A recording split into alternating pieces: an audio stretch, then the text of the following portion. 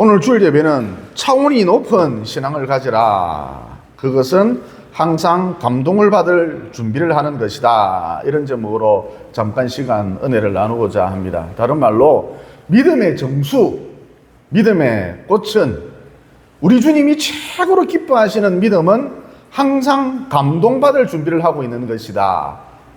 야, 그거 참 대단하다. 훌륭하다. 퍼펙트하다. 이야, 그거 하나님의 은혜야. 사소한 일 아니야. 우연이 아니야. 그거 하나님의 은혜야. 또 오늘 점심은 맛있게 먹어야지. 이렇게 항상 감동받을 준비를 하고 있는 것이다 라는 제목으로 잠깐 시간 은혜를 나누고자 합니다.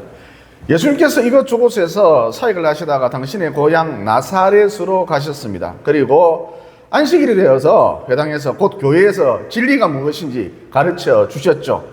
예, 그랬더니 사람들이 깜짝 놀랐습니다. 눈이 휘둥그레지면서 깜짝 놀랐습니다. 왜 놀랐을까요? 그 가르침이, 예수님의 가르침이 단순한 가르침이 아니라 그 가르침 속에 권세가 있었기 때문입니다. 그래서 성경에 보면 예수님의 가르침에 대해서 권세 있는 새 교훈이로다 그러셨지 않습니까? 또 예수님의 설교를 듣고 가난한 사람들이 복음을 받아들였고, 여러분, 사람이 너무 가난하면 천국에 대한 이야기가 귀에 안 들어옵니다. 내일 먹을 때거리가 없는데 죽고 난 다음에 가는 천국 이야기가 귀에 들어오겠습니까? 그런데 예수님의 말씀을 듣고 예수님의 설교를 듣고 가난한 사람들이 복음을 받아들였고 내세에 대한 소망을 가지기 시작을 했고, 또 예수님께서 병자들에게 손을 얹으니까 암덩어리가 녹아내리며 병고침의 역사가 나타났고, 또 벙어리가 말을 하고 기머거리가 듣게 되었고 안전뱅이가 일어서는 신비한 역사가 나타나기도 했었죠. 또 귀신들이 소리 지르며 쫓겨나기도 했습니다. 또 나인성 과부의 죽은 아들이, 죽은 사람이 살아나기도 했습니다. 그러면 왜 이런 일이 벌어질 수 있었느냐? 예수님에게는, 예수님의 그 가르침 속에는 모든 것을 복종시킬 수 있는 권세, 곧 하늘로부터 임한, 하늘로부터 온 권세가 있었기 때문입니다. 예수님의 가르침 속에는, 예수님의 말씀 속에는 권세가 있었기 때문입니다. 그런데 당시 사람들이 어떤 식으로 얘기를 했느냐? 이 사람이, 곧 예수님이 받은 지혜와 그 손으로 이루어지는 이런 권능이 도대체 어찌 됨이냐? 그러니까 예수님께서 행하신 이런 지혜, 권능, 권세 있는 새 교훈, 예수님께 아니라는 거예요. 예수님께로부터 나온 게 아니라는 거예요. 그러면 당시 사람들이 왜 이런 식으로 수근수근 얘기를 했을까요? 3절에 그 해답이 나오죠. 이 사람은 마리아의 아들 목수가 아니냐? 이 사람은 야고보와 요셉과 유다와 시몬의 형제가 아니냐? 그 누이들이 우리와 함께 여기 있지 아니하냐? 그러니까 이 사람은, 곧 예수님은 찢어지게 가난한 목수에 불과한데, 또 그 형제들 또한, 그 누이들 또한 별 볼 일 없는 보통 사람들인데, 서민들인데, 우리와 비슷한 서민들인데, 차상위 계층인데, 어찌하여 어떻게 이런 무리들 가운데서, 서민들 가운데서, 보통 사람들 가운데서 우리가 듣지도 보지도 못한 이런 능력과 권세와 권능이 나올 수 있느냐는 것이죠. 그 사람 뻔한 사람인데, 목수인데, 별 볼 일 없는데, 차상위 계층인데 어째서 그에게서 이런 권능과 권세와 기이한 일들이 나올 수 있느냐는 것이죠. 다시 말해, 당시 사람들은 선입견에 사로잡혀 있었기 때문에 예수님의 능력, 권세, 권능, 이 모든 것들에 있어서 의심의 눈초리로 바라보았던 것이죠. 저거 본래 예수께 아닐 거야, 이런 식으로 의심의 눈초리로 바라보았던 것이죠. 여러분, 이 대목에서 선입견이란 도대체 무엇일까요? 한마디로 선입견이라고 하는 것은 자기 생각, 자기 주관, 자기 기준, 자기 판단, 이렇게 철저하게 자기만을 믿는 것, 자기 자신만을 믿는 것, 이게 선입견입니다. 그래서 사람이 선입견에 사로잡히면 바르게 보지를 못합니다. 정확하게 보지를 못합니다. 있는 그대로를 보지 못합니다. 여러분, 당시 분위기가 어떠했느냐 하면 예수님의 가르침이 지금까지의 그 어떤 가르침보다 탁월했거든요. 차원이 달랐거든요. 전혀 차원이 다른 고차원의 그런 말씀이었거든요. 말씀에 큰 권세가 임했거든요. 또 앞서 말씀드렸듯이 우리 예수님께서 눈먼 자에게, 듣지 못하는 자에게 손을 갖다 대니까 그가 보기 시작했고 듣기 시작했거든요. 또 가난한 사람들이, 오늘 하루 한 끼를 걱정해야 할 사람들이 내세에 대한 소망을 갖기도 했거든요.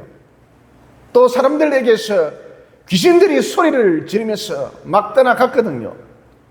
그런데 사람들이 이것을 보고 분개했습니다. 예수님께서 죽은 나사로까지 살려냈습니다. 그런데 사람들이 이것을 보고 분개했습니다. 막 짜증을 내고 화를 냈다는 것이죠. 따라서 이 대목에서 우리가 건질 수 있는 메시지가 무엇이냐? 사람이 선입견에 사로잡히면, 자기만을 믿고 사람이 선입견에 사로잡히면 괜시리 짜증을 내고 화를 낸다. 심지어 자기에게 아무런 피해를 주지 않는데도 괜시리 화를 내고 분개하고 짜증을 낸다는 것이죠. 더 나아가 그 상대방을 미워하고 저주하고 싸우려 한다는 것이죠. 그래서 이 선입견이라고 하는 것은 병든 마음이다. 정확하게 말해서 이 선입견이라고 하는 것은 다친 마음이다. 이렇게 정의 내려 볼 수가 있습니다. 그래서 본문의 메시지가 무엇이냐? 사람의 마음이라고 하는 것이 참 중요한데, 선입견, 곧 다친 마음을 갖고 있으면 발전도 없고 성장도 없고 날마다 쪼그라들 수밖에 없다는 것이죠. 그래서 우리 성도는 어떻게 살아야 하느냐? 열린 마음을 갖고 살아야 한다는 것이죠. 그러면 열린 마음을 갖고 산다, 구체적으로 어떻게 사는 것을 말할까요? 하루하루의 삶을 살아갈 때에 내게 어떤 일이 닥치든 항상 감동받을 준비를 하고 있으라는 것이죠. 이게 열린 마음입니다. 우선 여러분, 인생을 살아가는 데 있어서 비판하기가 쉬울까요? 감동받기가 쉬울까요?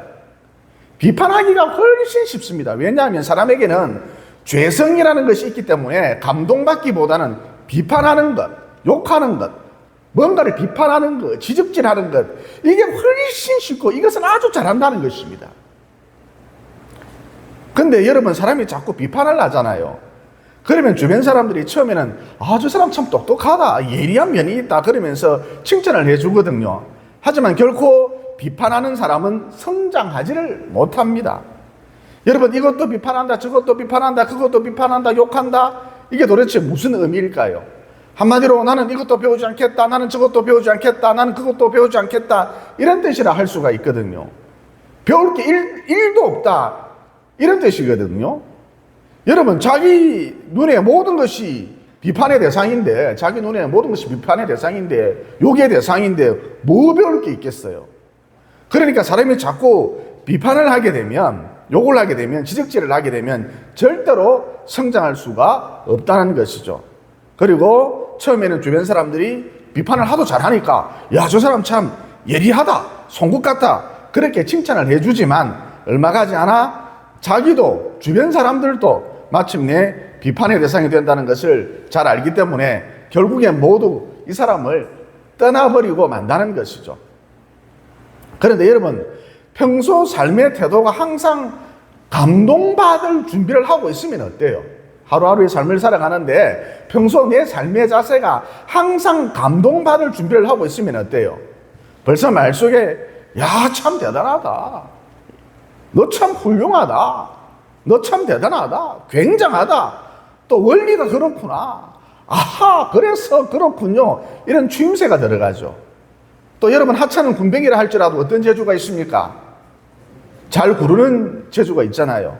그래서 삶의 태도에 있어서, 자세에 있어서 항상 감동받을 준비를 하고 있으면 정말 하찮은 별 볼 일 없는 군뱅이를 보고서라도 야, 참 그거 훌륭하네, 야, 그거 참 대단하다, 신기하다, 그런다는 것이죠.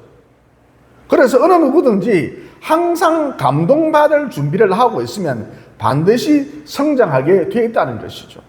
군뱅이를 보고서도 배울 게 있다는 것이죠. 또 한 가지 예를 들어서 제가 어느 날 미술 전시회에 갔는데 전부 그림이 영 이상한 거예요. 그냥 물감을 막 뿌려 놓은 것 같았습니다.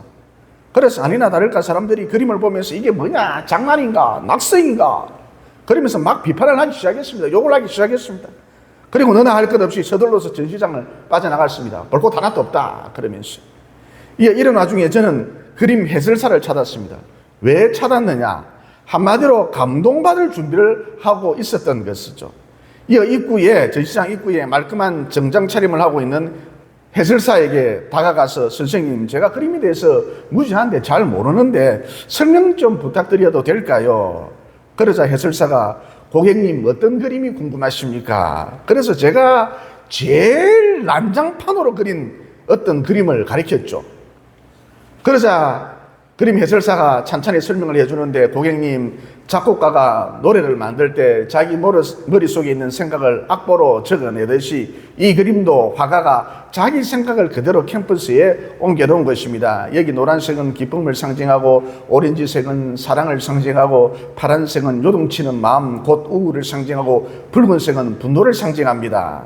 그리고 대충 보면 얼핏 보면 물감을 여기저기 막 뿌려놓은 것처럼 보이지만 숨을 죽이고 가까이 다가가서 자세히 그림을 쳐다보면 어떤 형상이 보일 것입니다. 그래서 제가 코를 박듯이 그 그림 가까이로 다가가 보니까, 숨을 죽이고 다가가 보니까 그냥 노란색으로 막 뿌려져 있는 것이 아니라 그 안에 깨알 같은 물방울이 촘촘히 수천 개 수만 개 박혀 있었습니다. 또 오렌지색도 마찬가지였습니다. 언뜻 보면 그냥 막 뿌려놓은 것 같았는데 그 안을 자세히 살펴보니까 뿔 달린 하트가 촘촘히 박혀져 있었습니다. 또 파란색도 막 뿌려져 있는 것이 아니라 그 안에 작은 다이아몬드가 촘촘히 박혀져 있었죠.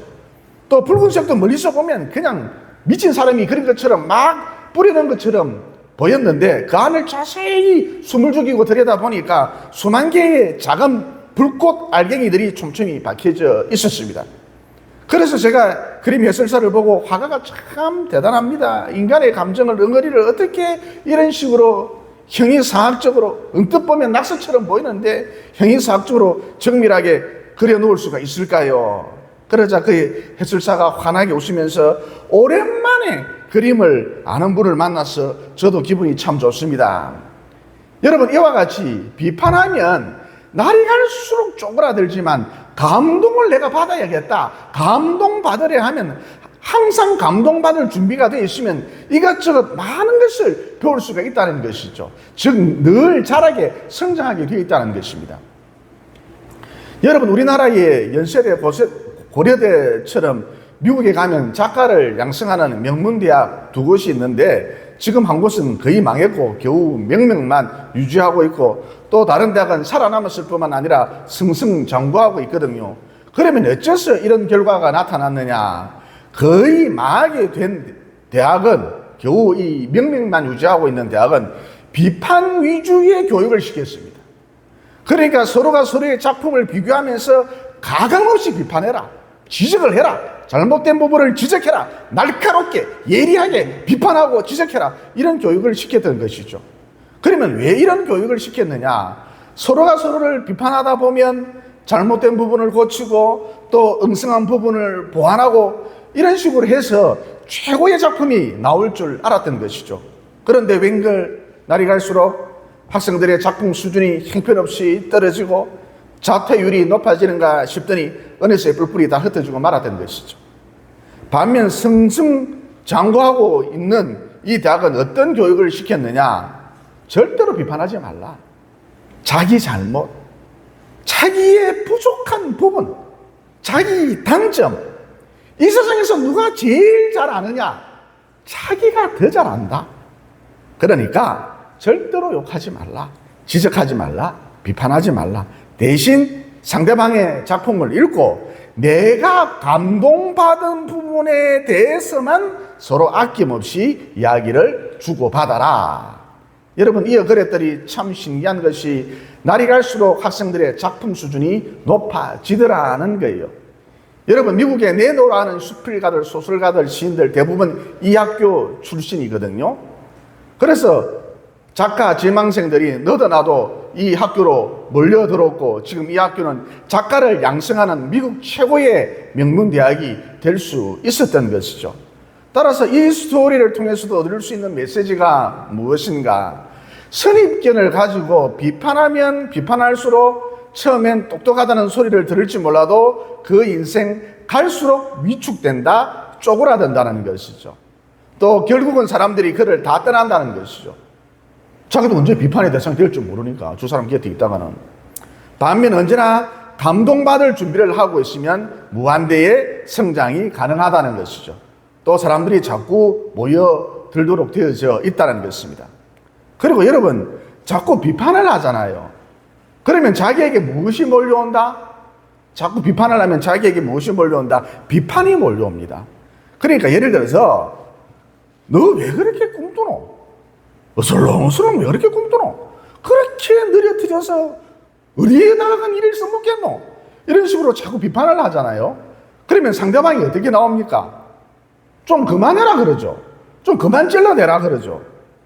여러분, 스타일이 그런 걸 어떡하겠어요? 이 사람 스타일이 느린 걸 뭘 어떡하겠어요? 그냥 이해를 해줘야 하거든요. 빠른 것도 스타일이고 느린 것도 스타일인데 그냥 이해를 해줘야 하는 거거든요. 그런데 그럼에도 불구하고 느리다 하는 이것을 자꾸 비판을 하면 나는 사람을 다치게 하는, 찌르는 괴물이 된다는 것이죠. 너 그만 좀 찔러대라. 나는 사람을 찔러대는 괴물이 된다는 것이죠. 다시 말해, 나 역시 그냥 빠른 스타일의 사람일 뿐인데 상대방을 찌르는, 죽이는 아주 못된 잔인한 인간이 된다는 것이죠. 여러분, 상대방을 자꾸 이렇게 비판하게 되면 이런 생각지도 못하는, 미처 생각지도 못한 이런 비판의 소리를 곧잘 듣게 된다는 것이죠. 그러니까 여러분, 비판받고 싶지 않다면, 나는 비판받고 싶지 않아, 상처가 되니까. 비판받고 싶지 않다면, 내가 괴물이 되고 싶지 않다면 절대 비판해서는 안 된다는 것이죠. 그리고 방금 말씀드렸듯이 자꾸 비판을 하게 되면, 지적을 하게 되면 나도 반드시 비판의 대상이 된다, 지적의 대상이 된다는 것이죠. 이런 악순환의 연결고리가 반복될 수밖에 없다는 것이죠. 반면 항상 감동받을 준비를 하고 있으면 참 신비한 것이 감동받을 일이 자꾸 생긴다는 것이죠. 내가 감동받을 준비를 하고 있으면 참 신비한 것이 감동받을 일이 자꾸 생긴다는 것이죠. 다른 말로 내 삶 가운데, 내 인생 가운데 은혜가 넘친다는 것이죠. 어떻게 할 때? 내가 감동받을 준비를 하고 있을 때 은혜가 넘친다는 것이죠.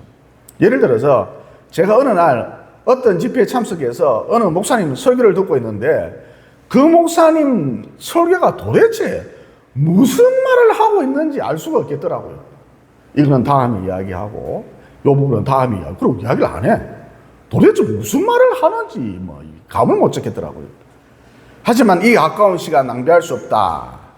감동받아야지, 은혜 받아야지, 이렇게 마음을 고쳐 먹었거든요. 이렇게 감동받을 준비를 하고 은혜 받을 준비를 하고 인내심을 갖고 그 목사님 설교를 차분하게 들었더니 그 목사님의 설교 한 부분이, 한 단락이 굉장히 큰 은혜가 되더라고요. 여러분, 이와 같이 항상 감동받을 준비를 하고 있으면 성장한다, 플러스 자꾸 감동받을 일이 생긴다는 거예요. 이런 선순환의 고리가 만들어진다는 것이죠. 여러분, 이상하게도 언제 내가 감동이 오느냐, 은혜가 오느냐, 감동받을 준비를 하고 있을 때 감동이 온다는 거예요. 은혜가 온다는 거예요. 아무 때나 감동이 오는 게 아닙니다. 아무 때나 은혜가 오는 게 아닙니다. 이 기본 자세가 되어 있어야 합니다. 또 김 집사님이 어려움에 처한 박 집사님을 보고, 박 집사님, 우리 믿음으로 견뎌냅시다. 그러니까 박 집사님이 말하길, 감사합니다. 네, 믿음으로 잘 견뎌내겠습니다. 나는 잘 모르지만 이 어려움을 통해 내가 더 자라겠지요. 내가 더 성장하겠지요. 믿음의 근육이 탄탄해지겠지요. 이 고난, 이 어려움 가운데에서도 선하신 하나님의 계획이 있을 거예요. 목적이 있을 거예요. 이 고난도 하나님의 목적이 있을 거예요. 여러분, 이 대목에서 왜 박 집사님에게서 이런 위대한 신앙 고백이 나올 수 있었을까요? 그 이유는 아주 간단합니다. 평소 감동받을 준비를 하고 있었기 때문입니다. 여러분, 삶의 태도가 참 중요한데 평소 늘 감동받을 준비를 하고 있었던 것이죠. 그래서 믿음으로 견뎌냅시다. 박 집사님, 믿음으로 견뎌냅시다. 이 단순한 말 한마디에 별말 아니잖아요. 평범한 말 한마디에 믿음으로 견뎌냅시다. 이 평범한 말 한마디에 굉장히 큰 감동을 받았던 것이고 은혜가 넘쳐났던 것이고 이 고난기에도 숨은 하나님의 뜻, 은혜가 있겠지요. 내가 단단해지겠지요. 이런 은혜가 넘쳐났던 것이고, 또 마침내 이 감동과 은혜로 자신에게 다가온 그 순간의 어려움을 무난히 극복해낼 수도 있었던 것이죠. 여러분, 이와 같이 감동받을 준비를 하고 있으면, 항상 감동받을 준비를 하고 있으면 참 신기한 것이 감동받을 일, 은혜 받을 일이 자꾸 생긴다는 것이죠. 그리고 이 감동과 은혜로서 얼마든지 지금 자기에게 다가온 위기를 뚫고 마침내 승리의 그날을 반드시 보게 된다는 것이죠. 그러므로 성도는 선입견을 버리고 열린 마음을 가지고 살아야 한다. 그러면 열린 마음이 도대체 뭔데? 항상 감동받을 준비를 하라는 것이죠. 또 은혜가 장례를 말합니다. 은혜가 초등학생이었을 때 같이 밥을 먹었는데 웬걸 차려진 음식이 다 풀뿐인 거예요. 은혜하고 밥을 먹는데 이 차려진 음식이 다 풀뿐인 거예요. 그런데 은혜가 차려진 음식을 반찬을 먹으면서 야, 미나리도 맛있고 부추도 맛있고 상추도 맛있고 마늘도 맛있고 장아찌도 맛있고 그러면서 맛있게 밥을 먹는 거예요. 그러니까 비록 풀이라 할지라도 각 채소마다 고유한 맛이 있는데 이걸 느끼면서 식사를 아이가 했던 것이죠. 여러분, 무슨 얘기냐? 늘 먹던 밥이지만, 늘 먹던 한 끼 식사지만, 반찬이지만 무심결에 그냥 식사를 하는 것이 아니라 맛있게 먹어야지. 오늘은 맛있게 먹어야지. 야, 신나는 식사 시간이다. 즐겁게 먹어야지. 그러면서 감동받을 준비를 하고 은혜가 밥을 먹으니까 식사를 하니까 은혜의 모든 감각기관들이 살아나서 미각, 후각, 촉각, 은혜의 모든 감각기관들이 살아나서 각 채소의 고유한 맛을 마음껏 느끼면서 즐겁게 식사를 하더라는 것이죠. 그러니까 여러분, 우리가 늘 감동받아야지 이런 자세를 갖고 살면 감각이 살아난다. 심지어 영성이 살아난다. 이런 은혜까지도 누릴 수 있다는 것이죠. 주님의 높고 위대하심을 찬양합니다. 저 꽃 봐, 저 별들 봐, 저 자결하는 태양 봐. 이야, 주님이 만드신 작품, 위대하심을 찬양합니다. 이렇게 항상 감동받을 준비가 돼 있으면 성령님과의 교류도 원활해진다는 것이죠. 영성이 살아납니다. 이 감동받을 준비가 돼 있으면 감각이 살아나고 영성이 살아납니다. 그리고 은혜가 어렸을 적에 초등학교 다녔을 때였는데 제가 과자나 아이스크림을 사주면 은혜가 그냥 과자를 먹지 않고 아이스크림을 먹지 않고 목사님 너무 맛있어요. 어떻게 과자가 이렇게 맛있을 수가 있어요? 어떻게 아이스크림이 이렇게 맛있을 수가 있어요? 그러면서 과자 하나에 고작 아이스크림 하나에 무엇을? 감동을 연발하더라는 것이죠. 여러분, 이때 제가 은혜에게 과자를 아이스크림을 더 사주고 싶었을까요? 이것을 끝내고 싶었을까요? 당연히 더 사주고 싶었겠죠. 그러니까 무슨 얘기냐면 열린 마음으로 우리가 항상 감동받을 준비가 돼 있으면 그 삶 속에 그 인생 가운데 플러스 되는, 더하여지는 1+1의 은혜가 항상 넘치게 되어 있다는 것이죠. 하나님께서 그 삶을 그렇게 인도해 가십니다. 만날 입이 튀어나와 있으니까 무슨 은혜가 있겠어요, 그게. 딱 자세가 불만인데, 딱 자세가 하나 걸리라고 있는데. 감동받을 준비가 안 되어 있으니까 그 삶 속에 은혜가 없어요. 감동도 없어요. 그냥 쪼그라드는 거죠. 그냥 그렇게 인생 끝나는 거예요. 우리 소집사님하고 김민기 집사님 그런 시대에서 지금 와서 하는 얘기지만, 개인적인 얘기지만, 우리 소집사님 딸내미 은지가 육체적으로, 정신적으로 몹시 큰 병에 걸려서 얼마 전에 최근에 부산대학병원으로 좋은 삼성병원으로 막 쫓아다녔거든요. 돈도 엄청 깨졌죠. 그런데 명예 집사님이 말을 하기를, 목사님, 부산대 응급실에서도 삼성병원 응급실에서도 우리가 참 좋은 의사를 만났습니다. 은지의 일을 자기들 일처럼 꼼꼼하게 처리를 해주었습니다. 그래서 병원비도 많이 아낄 수가 있었습니다. 특히 삼성병원 의사는 믿는 분이셨어요. 하나님이 도와주셨습니다. 하나님께서 저와 동행해 주셨습니다. 하나님이 함께 해 주셨습니다. 여러분, 돈은 돈대로 엄청 나갔을 터이고 스트레스가 극에 달했을 텐데, 여러분 당시 상황이 어땠느냐 하면은 그 어떤 해열제도 듣지 않아서, 그 어떠한 형태의 해열제도 듣지 않아서 삼성병원에서 뭐라고 얘기를 했냐면 은지 장례치를 준비를 하라고 했습니다. 그래서 저도 그렇고 명예 집사님도 그렇고 침이 바짝바짝 다 들어갔거든요. 여러분, 이런 상황을 겪었다면 원망, 불평, 탄식하는 게 당연지서 아닐까요? 그런데 그럼에도 불구하고 왜 어째서 김명희 집사는 이렇게 말할 수 있었을까요? 그 어처구니 없는 상황 속에서도 하나님이 도와주셨습니다. 은혜를 베풀어 주셨습니다. 좋은 의사를 만나게 해주셨습니다. 병원비도 아낄 수 있었습니다. 믿는 의사를 만나게 해주셨어요. 왜 어째서 김명희 집사는 그 어려운 상황을 만났음에도 맞닥뜨렸음에도 불구하고 이렇게 말할 수 있었을까요? 여러분, 늘 하는 얘기입니다만 신앙생활에 있어서 태도가 참 중요한데 김명희 집사님은 늘 감동받을 준비를 하고 있었기 때문인 것이죠. 내 상황이 어떻든, 지금의 내 형편이 어떻든, 지금의 내 처지에 어떻든 언제나 감동받아야지, 그러고 있었기 때문인 것이죠.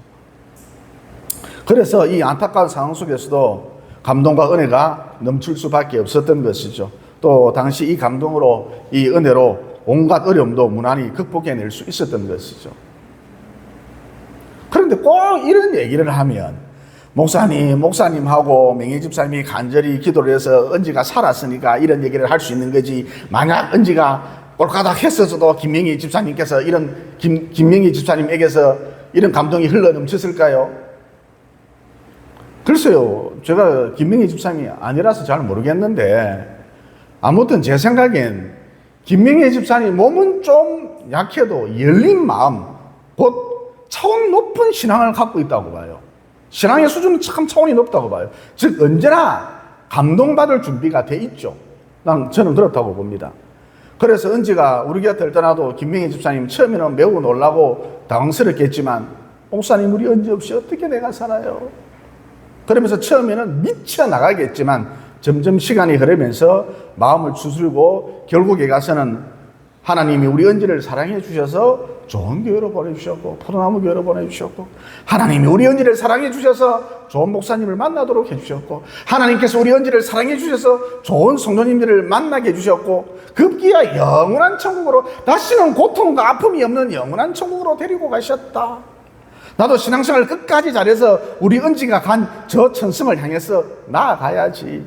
뒤로 물러서면 하나님이 싫어한다고 하셨는데 저 천성을 향해 전진하는, 또 전진하는, 또 전진하는 위대한 신앙의 어머니가 되어야지. 천국에 있는 은지를 절대 실망시키지 않는 위대한 신앙의 어머니가 되어야지. 저는 마침내 명예지사님이 이럴 것이라고 봅니다. 자신의 신앙을, 자신의 믿음을 감사로 찬양함으로, 그 감동으로 자신의 믿음을 증명해 내리라고 봅니다. 물론 은지는 오래 살 겁니다. 아주 오래 살 겁니다. 여러분, 제가 아무리 얼빵하게 보여도, 얼빵하게 보여도 몇 시간씩 몇 년 동안 기도 생활을 했는데 이 정도의 예언적 영감은 있겠죠. 기도하는데 걱정하지 마라 그러더라고요. 어쨌든 여러분, 다시 한번 강조합니다. 살다가 보면 별의별 일이 다 생기는데 그때 큰일 났다, 수선 피우고 또 이리저리 전화를 돌리면서 울며불며 난리를 피우면, 그러니까 여러분, 어떤 일을 당했을 때, 자기에게 어떤 일을 당했을 때 접근하는 방법이, 하나님이 계시는데 왜 이런 일이 벌어지는가? 교회 다니는데 그래도 내가 집사인데 왜 이런 일이 벌어지는가? 욕부터 하려는, 비판부터 하려는 자세를 가지면 그나마 있던 부스러기 은혜마저도 다 사라진다는 것이죠. 모든 인생길이 다 꽉 막혀버립니다. 하나님이 계시는데 왜 이런 일이 벌어지느냐? 그 탄식하고 있는데 그게 무슨 은혜가 있겠어요? 그 무슨 하늘문이 열리겠어요? 그게 무슨 뭐가 있겠어요? 여러분, 항상 평소 감동받을 준비를 하고 살아가십니까? 높은 차원의 신앙 그 가운데 머물러 계십니까? 어찌하든지 감동받을 준비를 하고 항상 살아가십시오. 그래야 그 감동과 그 은혜로 산 가운데 오는 모든 위기를 무난히 극복해내고 마침내 승리의 그날을 볼 수 있기 때문인 것이죠. 그리고 무엇보다 감동받을 준비를 하고 살아간다는 것은, 내가 감동받을 준비를 하고 살아간다는 것은 선하신 하나님께서 항상 나를 선하게 이끌어 가신다는 것을 믿는 믿음이기 때문에, 여러분, 내 믿음대로 역사가 일어나죠. 감동받을 준비를 내가 항상 하고 있다는 것은 선하신 하나님께서 항상 나를 선하게 이끌어 가신다는 것을 믿는 무엇이기 때문에, 믿음이기 때문에 그 믿음대로 역사가 일어나서 앞으로 자꾸 감동받을 일이, 은혜가 가득한 일이 더 많이 생길 수밖에 없다는 것이죠. 감동이 감동을 낳는다는 것이죠. 그러므로 하나님께서 주신 홍할 만한 은혜라 할지라도 별것 아니다, 시시하다 그러지 말고, 또 이게 뭐냐, 엎친 데 덮친 격이네 그러면서 욕부터 탄식부터 비판부터 하려고 하지 말고, 야, 우리 하나님이 이것까지 신경을 써주시네. 야, 우리 하나님이 이 잔잔한 것까지 신경을 다 써주시네. 야, 우리 하나님이 이 와중에도 은혜를 주시네. 살 길을 열어주시네. 애가 응급실에 입원해서 사경을 헤매는 중에도 하나님이 내게 딱 맞는 이런 맞춤 은혜를 주셨네. 족한 은혜를 주셨네. 그러면서 항상 감동받을 준비를 하고 사셔서 감동과 은혜로 말미암아서 지금의 위기를 무난히 극복해 내시고 승리하시는 것은 물론, 또 우리가 항상 감동받을 준비를 하고 있다는 것은 선하신 하나님이 선하게 나를 이끌어 가신다는 것을 믿는 믿음이기 때문에, 이 믿음대로, 성경에 너희 믿음대로 된다 그러셨는데, 이 믿음대로, 내 믿음대로 더 큰 감동의 세계로, 더 큰 은혜의 세계로 나아가시기를 예수님 이름으로 진심으로 축원을 드립니다. 기도드리겠습니다. 은혜가 풍성하신 하나님, 우리는 죄성을 갖고 있기 때문에, 우리 속에 죄가 끓고 있기 때문에 곧잘 선입견에 사로잡혀서 곧 다친 마음으로 자꾸 지적질하고 비판하는 일의 선수들입니다. 그러나 자꾸 비판을 하게 되면 나 자신도 결국 비판의 대상이 될 뿐만 아니라 점점 쪼그라들고 마침내 내 주변에 좋은 사람들이 다 떠나고 만다는 진리를 이 시간 깨닫게 되었습니다. 그러므로 열린 마음을 가지고 항상 감동받을 준비를 할 수 있도록 도와주시옵소서. 그 어떤 상황이 펼쳐진다 할지라도 그 가운데에서도 열린 마음을 갖고 감동을 이끌어내어서 이 감동으로, 이 은혜로 위기를 돌파하고 마지막 승리의 그날을 반드시 볼 수 있도록 도와주시옵소서. 또 항상 감동받을 준비가 되어 있다는 것은 선하신 하나님이 항상 선하게 나를 이끌어 가신다는 믿음인데, 이 믿음대로 역사가 일어나서 너희의 믿음대로 될지어다, 이렇게 내 믿음대로 역사가 일어나서 날이 갈수록 감동과 은혜가 풍성한 남은 여생 보낼 수 있도록 축복해 주시옵소서. 그 어떤 경우에라도 우리와 늘 함께 계시는 예수님 이름으로 기도드리옵나이다. 아멘.